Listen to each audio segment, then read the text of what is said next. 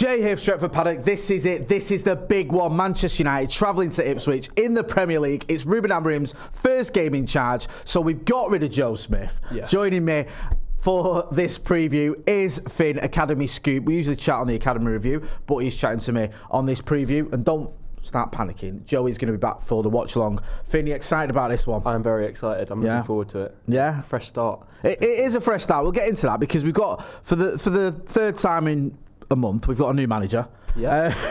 Second time I should say. Ruben Amorim. Obviously, we've seen the interviews, we've seen the press conference.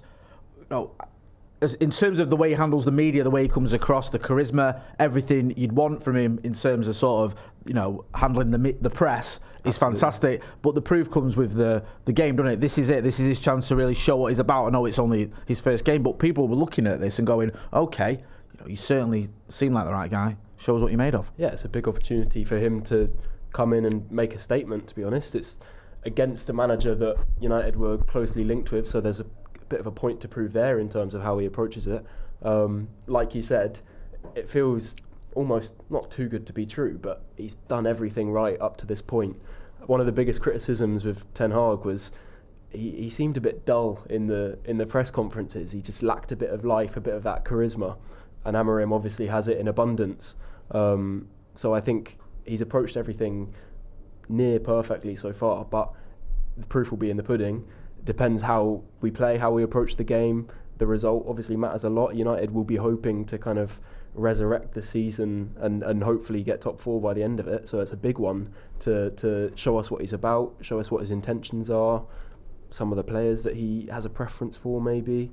And it'll be interesting. I think we'll learn a lot. Definitely. Everyone's talking about this formation as well. I know we're going to get into predicted 11 in a minute, but this has been such a hot topic, hasn't it? Ever since we were linked with him and ever since he arrived. It's this 3-4-2-1. No one's really talking about much else other than, is this going to work? Is he going to play this formation? How will the players adapt? It does seem as though everyone's keen to see this in action. Yeah, definitely. I mean, I think it's just because it's something new.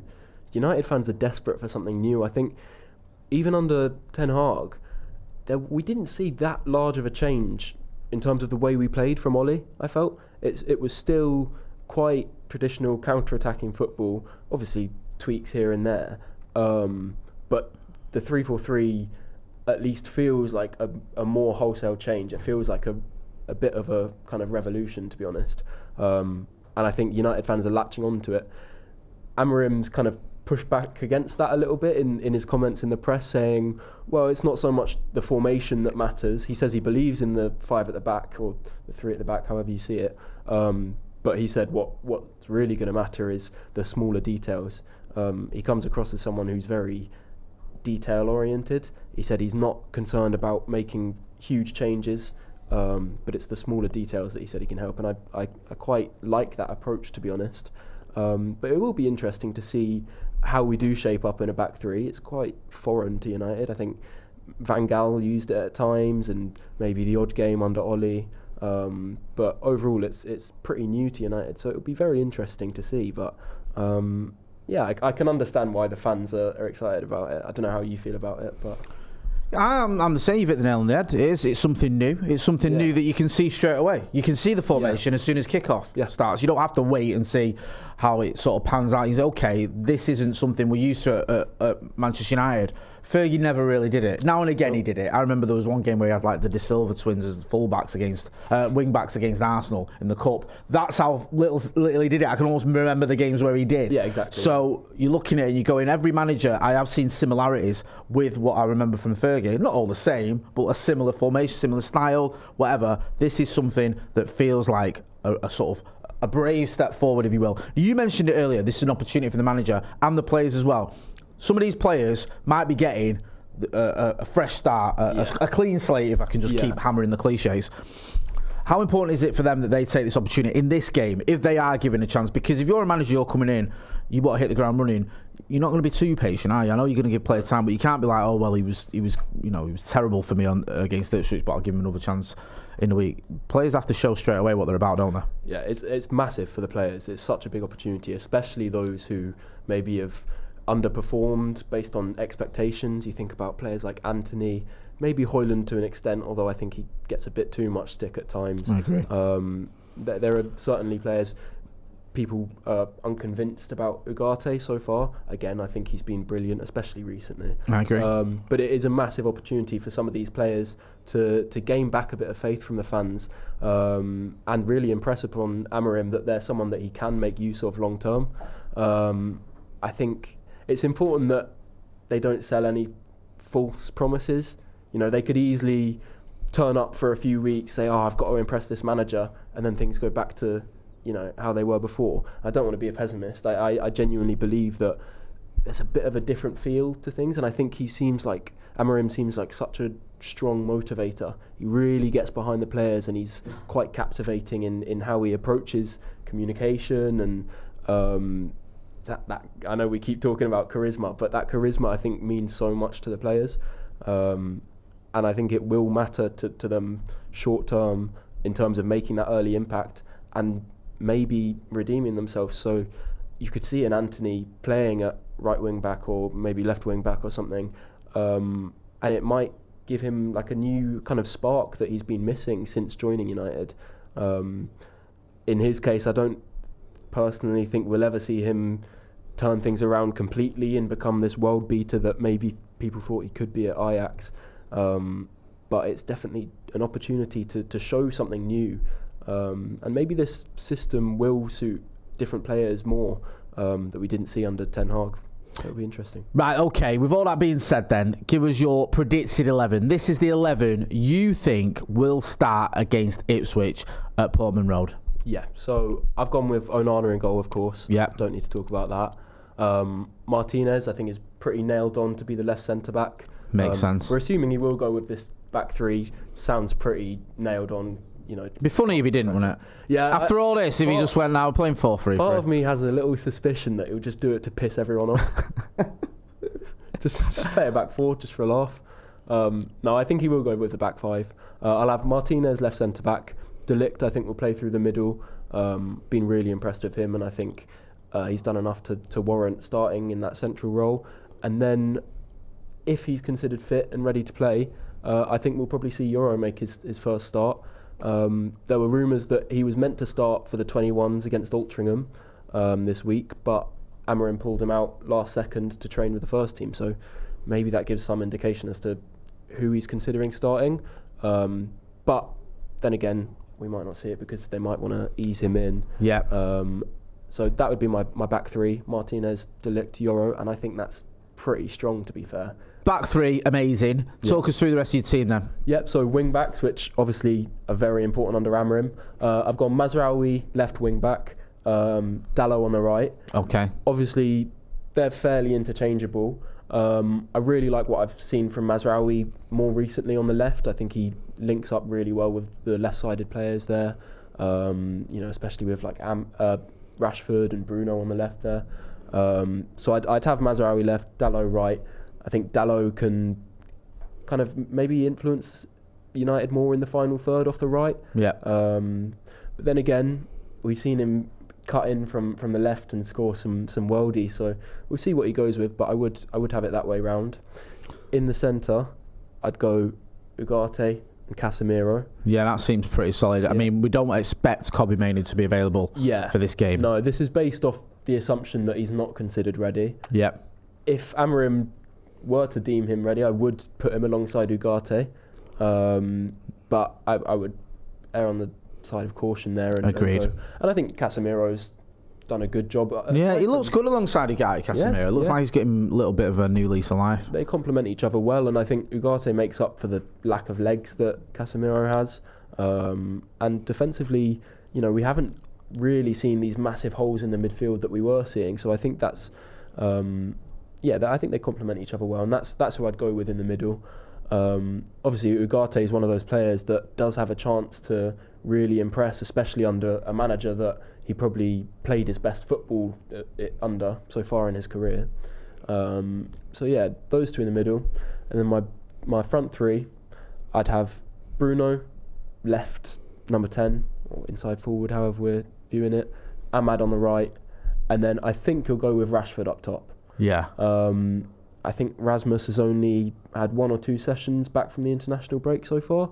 whereas I think Marcus has been training all week. We saw obviously in the kind of teaser video that came out of training, I think Marcus was playing up top, and I think in this formation, in this system, that is the position that will suit him best. I don't think he's necessarily cut out to be a number 10, and he's not a wing back. No, he's not a wing he's back not at a all. wing back.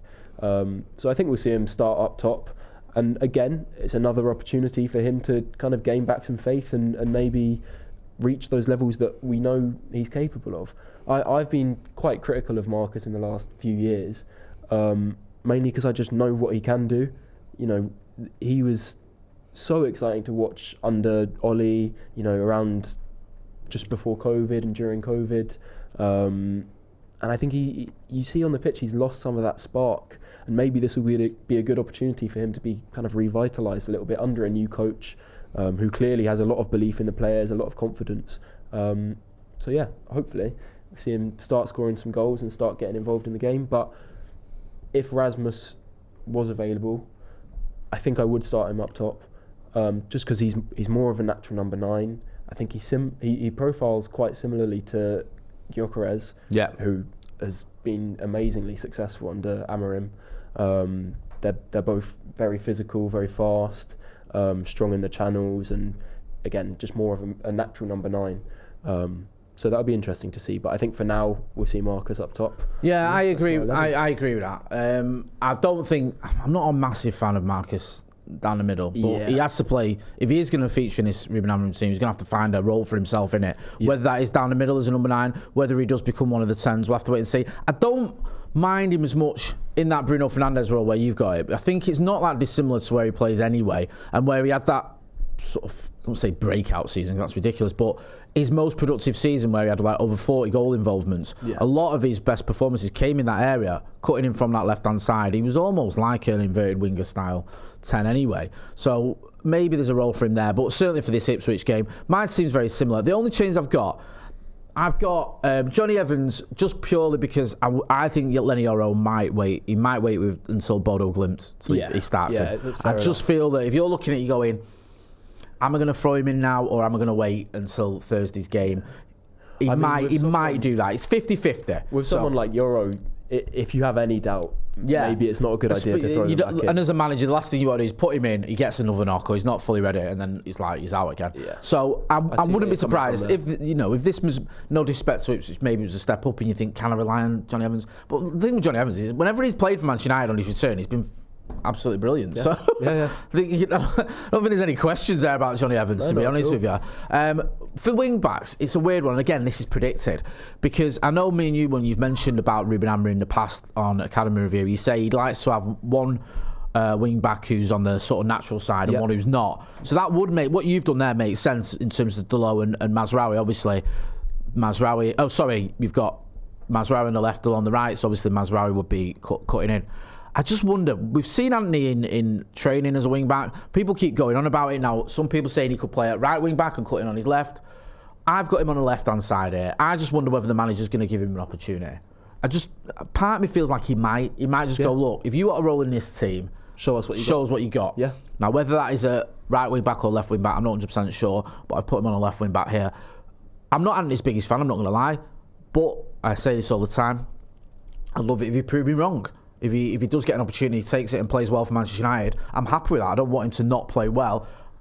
I'm just wondering whether, if it is going to happen, it might happen sooner rather than later. And now the manager goes, look, you've got an opportunity here, shows what you're made of.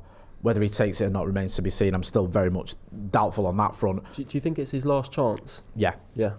I mean, I don't this game, but, but under Ruben Amorim, even before January, he has to show this manager before January he's got something. Yeah. Otherwise, I think the manager in January might be going, look, if you can get rid of him, get rid of him. I don't even know if anyone will have him, but I think there are fans who would have had him gone. Yeah. So I think he's got to take this opportunity. He's got to show what he's about. Mm-hmm. Some people argue there's a player there. Joe suggested playing him at wing back. A lot of people agreed, but I have serious reservations about his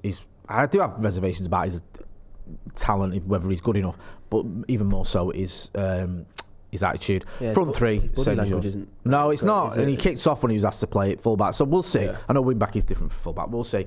There's my front three. This is predicted, by the way. So get involved in the chat in the comments. Let us know your predicted 11. Don't forget as well, we want your score predictions. So film yourself in landscape, 30 seconds, and send it to paddockmatchday@gmail.com. And you'll be part of the pre-match build-up for the watch-along. Let's talk about Ipswich then. Because Ipswich are... They're struggling a little bit. I think they beat Spurs, didn't they, last time out? Yeah. Away at Spurs, which is a very good, obviously, result for them. I think in terms of goals, they've got a similar amount of goals to us. Is it 12 goals in the Premier League, which says more about us than it does about them? Yeah. Liam Delap, I think, is their sort of biggest threat, isn't he? He's done well. Definitely. I think, is it 6 goals and 1 assist in 11 matches this season. Mm-hmm. So he's doing all right. Another City graduate. They probably paid about 100 million for him, didn't they? You never know what goes on there. And obviously the Kieran McKenna connection too, and the Axel Tuanzebe connection. it would be nice to see Tuanzebe back in action there against United, which will be weird. But I've always had a soft spot for him, and for any United graduates that go on to play somewhere else. So I hope he does well. Yeah. I hope we beat them 6-1 and he scores a goal. It's very noble of you, that. Yeah. But yeah, Delap is going to be the big threat, and I think especially in recent weeks he's stepped up his goal scoring rates. I remember when he was coming through at City, he was very highly regarded. A lot of people had high hopes for him potentially breaking through at City. Didn't quite work out. I think he struggled with injury a little bit, but he's really finding his feet now in a team that obviously plays to his strengths. And I think McKenna's done that very well. He's obviously a manager who's good with young players and profiles them quite well and knows how to get a tune out of them. So he's a threat that United will have to be wary of. Obviously, a very strong back three. Hopefully, you'd imagine that the likes of De Ligt, Martinez, Euro, Evans will be able to deal with that threat. But we'll see. It's definitely an interesting dynamic there. And obviously McKenna's going to be wanting to prove a point himself. It's a big opportunity for him. He was linked to the job in the summer, and he knows United better than most. Obviously, it was a while since he was at the club, but I think he'll be really up for this game, and I think they won't necessarily make it easy for Amorim. Obviously, they don't have the biggest budget, so he's not dealing with much, but I think he gets a good tune out of them, and I think it'll be an interesting game. He could even play a 3-4, 2-1 himself, because he's used that formation. Yeah, so he's very you could end up adaptable. with two teams set up in the same way, which would be pretty interesting. He's done a phenomenal job there, Kieran McKenna, since he's taken over. Back-to-back promotions. Yeah. Obviously, they are struggling near the bottom of the table, but they've not been embarrassed themselves by any stretch of the imagination. Yeah. So in terms of the resources, they've got no real money. I mean, even in the Championship, they were punching above the weight. Yeah. So to get them into the Premier League, it is pretty amazing. Done very well. Obviously, very young manager, exciting manager with the United connection. And after this game, we wish him well for the rest of the season. I hope they stay up. Yeah, I do. With all that being said, then give us your score prediction. I haven't thought about this. You put me on the spot now. You haven't thought about it? You've never watched the preview before? Jesus, webs. I'm going to go, you know what, starting strong with a bang. We'll go 3-0.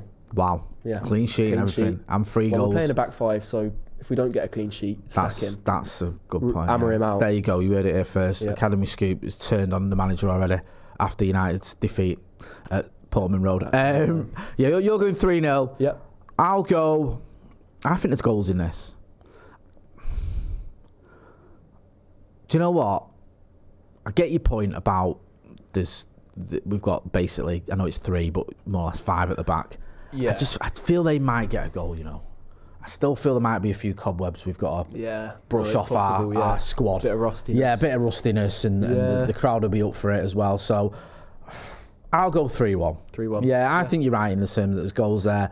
I just feel we might end up conceding one, but I think just in terms of quality, the determination to prove that something to new manager. Bit of new manager bounce. Bit of a new manager bounce, yeah.